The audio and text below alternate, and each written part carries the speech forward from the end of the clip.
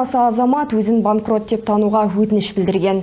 Оның 66%-ның арызы кері қайтарылған. Жеке тұлғалардың өтінішін қабылдамаудың бірнеше себебі бар. Мемлекеттік кірістер комитетінің мәліметінше, көбінің атына дүние мүлік рәсімделіп, қарыз мерзімі мен сомасы банк талаптарына сай келмеген. Толығырақ келесі сюжеттен көріңіз.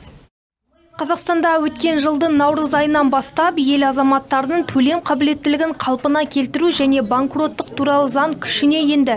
Негізгі мақсат берешегін өтей алмай жүрген отандастарымыздың қаржылық тығырықтан шығуына көмектесу. Заң қолданысқа енгеннен бастап азаматтар өздерін банкрот деп тануға өтініш бере бастады. Мемлекеттік кірістер комитетінің мәліметінше, бүгінде өңірде банкрот деп танылғандардың саны 473 тұлғаны құрап отыр. Берешек 1,2 миллиард теңгеге жетеді. По данному закону 3 наурыздан бастап елімізде Қазақстан Республикасы азаматтарының төлем қабілетін қалпына келтіру және банкроттығы туралы заң күшіне енеді. Жаңа заң бойынша банкроттық 3 рәсім бойынша жүреді: соттан тыс, сот арқылы және төлем қабілетін қалпына келтіру. Банкроттыққа өтінішті жеке кәсіпкер ретінде тіркелмеген тұлғалар бере алады.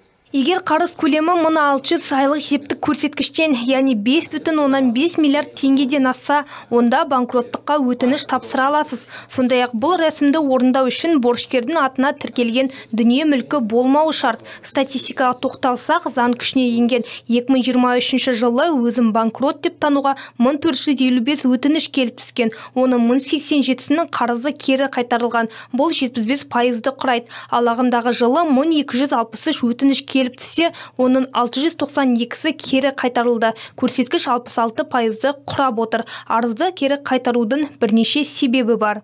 Причинами отказа. Банкроттыққа өтініш бергендердің арызы 3 себеп бойынша кері қайтарылады. 12 ай ішінде төлем жасалса, банкроттық мақұлданбайды. Соңғы 6 ай бойы адрестік әлеуметтік көмек алушыларға бұл заң жүзеге асырылмайды. Жұбайының не өзінің атында дүние мүлік рәсімделмесе, берешекті өтеу бойынша рәсімді жүзеге асырмаса, өтініш кері қайтарылады.